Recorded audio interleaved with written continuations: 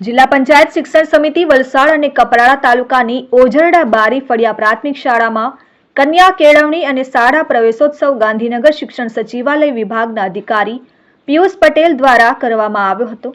આ દરમિયાન અધિકારીઓને આવકારી સ્થાનિક વાજિત્રો દ્વારા આવકારવામાં આવ્યા।